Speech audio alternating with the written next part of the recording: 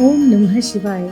भारतीय आध्यात्मिक संस्कृति के इस सबसे अहम देव महादेव के बारे में कई गाथाएं और दंत कथाएं सुनने को मिलती हैं। क्या वे भगवान हैं या वे हिंदू संस्कृति की कल्पना हैं या फिर शिव का एक गहरा अर्थ है जो केवल उन्हीं के लिए उपलब्ध है जो सत्य के खोजी हैं।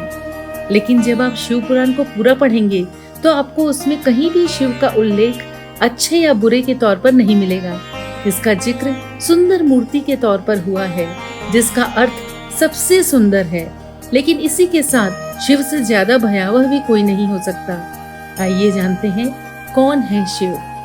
वीडियो में आगे बढ़ने से पहले इस चैनल को सब्सक्राइब कीजिए और बेल आइकन अवश्य दबाइए ताकि समय समय पर आपको नोटिफिकेशन मिलता रहे। क्या है शिवलिंग? शिव की दो काया है, एक वह जो स्थूल रूप से व्यक्त किया जाए, दूसरी वह जो सूक्ष्म रूपी लिंग के रूप में की जाती है। शिव की सबसे ज्यादा पूजा लिंग रूपी पत्थर के रूप में ही की जाती है। लिंग शब्द को लेकर बहुत भ्रम होता है, पर संस्कृत में लिंग शब्द का अर्थ है चिन्ह। इसी अर्थ में यह शिवलिंग के लिए इस्तेमाल होता है। शिवलिंग का अर्थ है शिव यानी परम पुरुष का प्रकृति के साथ समन्वित चिन्ह। शिव शंकर महादेव, शिव का नाम शंकर के साथ जोड़ा जाता है। लोग कहते हैं शिव शंकर भोलेनाथ। इस तरह अनजाने ही कई लोग शिव और शंकर को एक ही शक्ति के दो नाम बताते हैं। असल में दोनों की प्रतिमाएं अलग अलग आकृति की हैं। शंकर को हमेशा तपस्वी रूप में दिखाया जाता है। कई जगह तो शंकर को शिवलिंग का ध्यान करते हुए भी दिखाया गया है। शिव ने सृष्टि की स्थापना, पालना और विनाश के लिए क्रमशः ब्रह्मा, विष्णु और महेश नामक 3 सूक्ष्म देवताओं की रचना की है। इस तरह शिव ब्रह्मांड के रचयिता हुए और शंकर उनकी एक रचना। भगवान शिव को इसलिए महादेव भी कहा जाता है। इसके अलावा शिव को 108 दूसरे नामों से भी जाना जाता है और पूजा जाता है। भगवान शिव को अर्धनारीश्वर कहते हैं, लेकिन क्यों? शिव जी को अर्धनारीश्वर भी कहा गया है।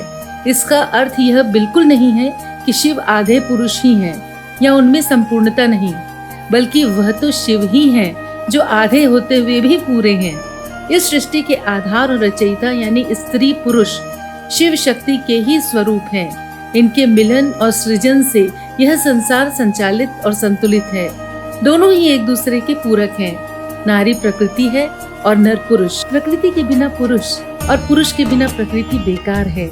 दोनों का अटूट संबंध है। अर्धनारीश्वर शिव इसी शक्ति के प्रतीक हैं।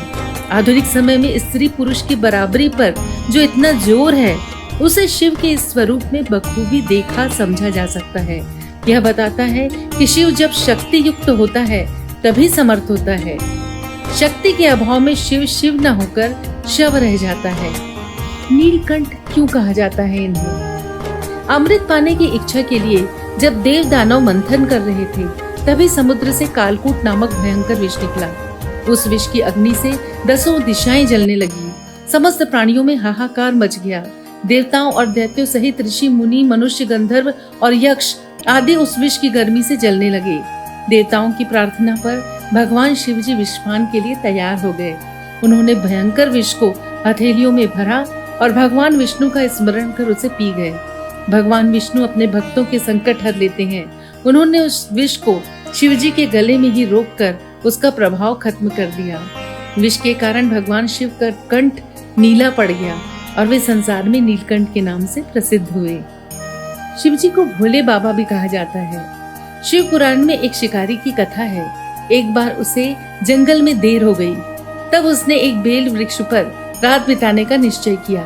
जगे रहने के लिए उसने एक तरकीब सोची। वह सारी रात एक एक पत्ता तोड़कर नीचे फेंकता रहा।